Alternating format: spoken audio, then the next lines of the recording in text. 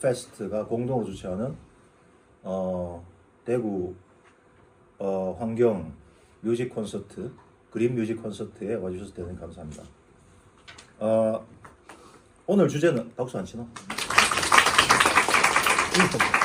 네, 인사해야지. 감사합니다.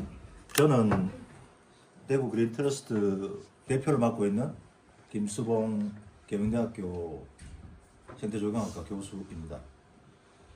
교수도 하지만 저는 사회 문제에 관심이 많아서 2021년에 대구 그린 트러스트라는 단체를 만들어가지고 대구의 국가정원, 대구가 가지고 있는 여러 가지 자원들, 공원이나 녹지나 정원이나 나무나 하천 이런 것들을 잘 보존하고 잘 가꾸어서 우리 다음 세대에 잘 전달하는 것이 가장 중요하다고 생각해서 사단법인을 하나 만들었습니다.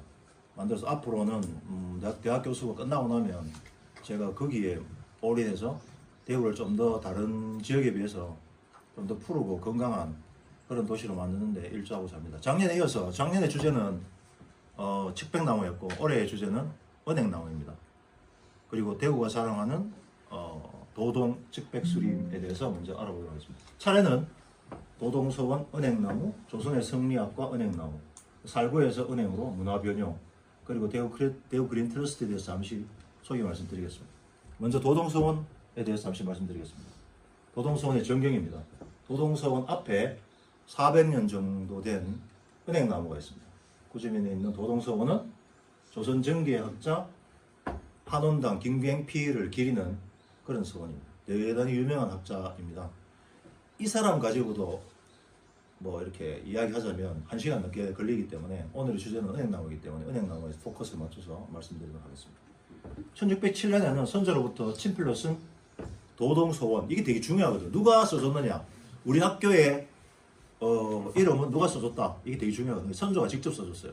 도동이란 말은 도가 동쪽으로 흐른다. 그러니까 여기가 동쪽 지역이잖아, 한국에. 그래서 이제 하사받아가지고 도동서원으로 사야겠습니다. 도동서원이라고 되어 있죠. 도동서원 이렇게 붙여놨습니다. 저게 선조의 글씨라고 합니다. 그런데 가장 중요한 거는 오늘의 포인트는 도동서원 앞에 높이 25m, 한 8층 높이쯤 되죠.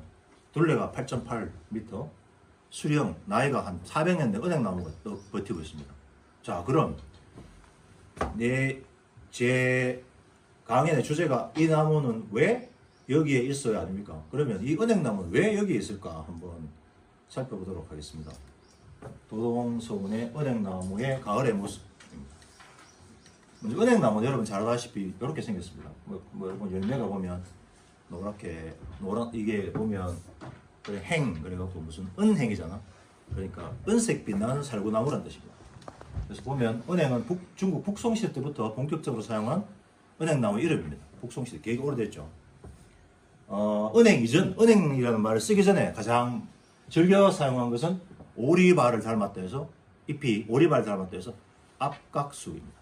여러분들 안압지라고 들어봤죠? 경주에. 그 안은 기러기고 앞은 오리거든요. 그래서 옛날에 안압지에 고려시대 때 사람 가보니까 신라시대가 패망하고 그 연못에 안과 앞, 그리고 기러기와 오리들이 그늘고 있더라. 폐허한 모습을 되게 슬퍼했던, 그래서 안압지라고, 지금은 원래 이름은 월지입니다. 월지. 달월지 아니고 월지입니다. 그리고 지금은 월지라고 불리고 있습니다. 그래서 안과 앞각수라는 이름이 있고, 그 다음에 열매를 맺는 시기를 강조한 공손수. 손자대에 이르렀어야 열매를 맺는다. 그래서 열매 맺는 시기가 되게 오래 걸립니다. 이 은행나무는. 그래서 공손수라는 이름이 있습니다. 그 다음에 학명은 여러분, 요즘 학명 때문에, 여러분 아니지. 어쨌든 그분들은 잘 모르지만 여러분들 학명 때문에 되게 고생하시는데, 속명이 찡꼬고, 종명은 빌로바, 그 다음에 린네가 명명자죠. 그래서 종명이 빌로바라는 뜻은 두 갈래로 갈라진 잎을 뜻합니다. 그래서 학명을 붙인 사람은 학명체계를 정립한 스웨덴 신문학자 린네에서 종명, 명명자 이런 순서로 씁니다. 그래서 이렇게 갈라져 있다고 빌로바라는 말을 쓰고, 요게 동양 사람들한테는 오리의 다리를 닮았다고, 발을 닮았다고, 그래서 앞각수라고 부릅니다. 그 다음에 조선의 성리학과 은행나무에 대해서 잠시 말씀드리겠습니다. 우리나라 서원의 은행나무는 조선 성리학의 상징적인 나무다. 성리학의 왜? 그래 보면 성균관 같은 경우나 향교 같은 거는 국립대학택이죠. 국립이고 양반의 주택, 정자, 성리학자의 공간 이런 사적인 공간에도 은행나무를 많이 만날 수가 있습니다. 왜 은행나무를 심었을까? 왜? 이게 되게 중요하거든요. 질문, 사소한 것에 질문을 던지는 거예요. 그게 여러분 되게 필요하다고 생각합니다. 특히 여러분 조경 학생들 특히 더 성균관에 가도 은행나무가 있고 저거 무성서원에 가도 은행나무 두 그리가 이렇게 딱 숨겨져 있습니다. 그 다음에 영양 서석지에도 은행나무가 있고요. 그 다음 전주 향교에도 은행나무가 이렇게 떡하니 버티고 있습니다. 그 다음에 대구의 동구에 있는 동호서당에 가도 은행나무가 있습니다. 이 전부 다 뭔가 하면 이 서당들 다 성리학하고 관련되는 거거든요. 성리학 가장 근본적인 핵심 단어가 뭔가 경자입니다. 성리의 핵심 개념. 경자가 뭔가 하면 공경하고 엄숙하고 상가하다. 유교적인 어떤 가르침을 대표하는 그런 말이 경자입니다. 그래서 매일 공부 끝나고 앞에 나오면 나무가 있습니다. 그 나무를 보면서 대화를 하고 생활하고 관찰을 했습니다. 그래서 자기의 경이 어느 정도 수준에 이르렀나 라고 생각하면서 그 나무를 보면서 공부를 계속 했다고 합니다. 그래서 영양서석지에 정원이 있는데 그 정자 이름이 경정입니다. 경정. 그래서 경을 이렇게 되게 리스펙트하는 그런 정원입니다.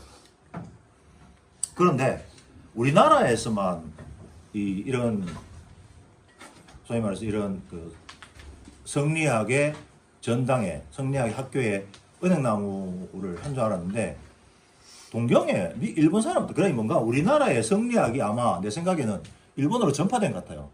그래서 보면 동경대학의 학교의 로고도 대학의 로고도 은행나무를 로고를 했고 그 다음에 오사카 대학 대판대학이라고 그러죠. 오사카 대학도 은행나무로 했습니다. 이거 뭐 또 대구의 대백프라자의 그거죠 T자 대백프라자 상주시도 마찬가지 상주시도 그거라고 은행의 도시라고 상주시도의 마크가 이겁니다. 그 다음에 우리나라에도 성균관대학교도 은행나무. 그 다음에 우리 학교도 교목이 뭡니까? 은행나무. 저 왜?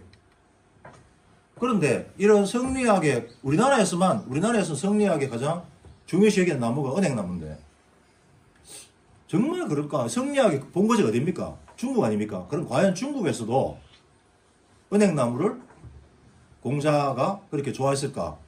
라는 질문을 던지지 않을 수 없어요. 그런데 그게 아닌 것 같아요. 아닌 것 같아. 중국에 가보면 공자는 제자를 가르치면서 야외 수업도 즐겼는데 공자가 야외 수업을 한 그 공간을 뭐라 부르냐? 행단이라고 불렀다. 행단. 여기 보면 행단이잖아. 이 행자가 뭔가 하면 살구나무 행자입니다.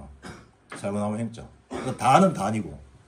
그러니까 살구나무가 심겨진 어떤 공간에서 학생들을 가르치다는 거예요. 그러면 우리는 왜 은행나무인데 중국이 본토가 살구나무라? 이상하다. 그런 생각 들죠. 그래서 행단은 살구나무가 있었던 제사, 터 혹은 언덕을 의미합니다. 행단. 지금의 행단은 산둥선 취푸에 위치한 공묘 공자의 집 안의 대성문 근처에 있다고 합니다. 행단을 정저우 숭산에 위치한 숭양서원에서 제가 작년 정저우 갔을 때 한번 겨울방학 때 발견을 했습니다. 한번 볼까요? 보면 이거는 이제 공묘 대성문 근처의 행단이고 행단 여기 이 행단을 써놨죠. 행단이라고. 여기 있어. 여기 아마 사구나무가 있었던 것 같아요. 그 다음에 숭양서원은 하남성 정저우 등봉에 위치한 숭양서원입니다. 숭양서원. 그 숭양서원에도 과연 어떨까 봤는데 여기도 가보니까 여기 보면 아프리콧이야. 행단이라고 써놨는데 여기 아프리콧이야. 아프리콧 알타로 써놨. 아프리콧이 뭔가 하면 살구거든. 살구나무가 딱 생겨져 있다. 살구나무. 엄마야 이거 웬일이야? 이 유명한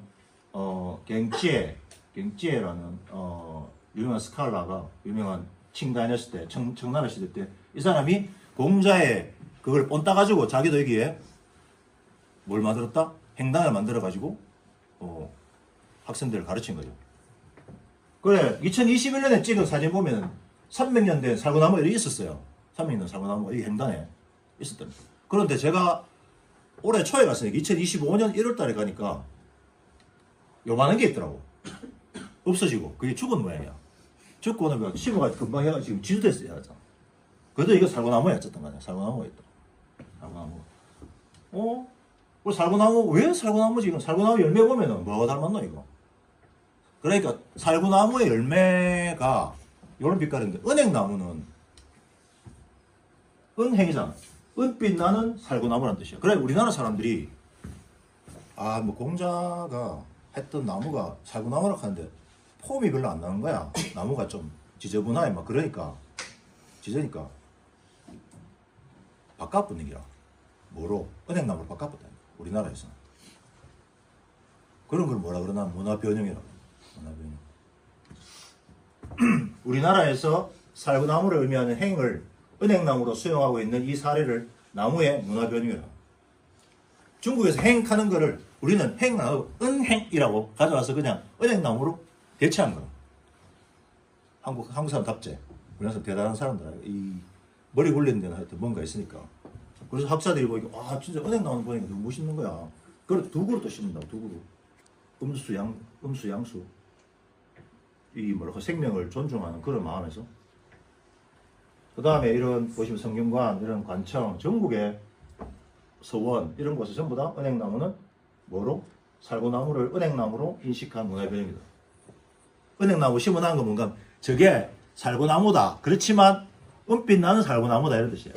그러니까 우리 가져와가지고는 중국은 오리지널 살구나무지만 우리나라는 은빛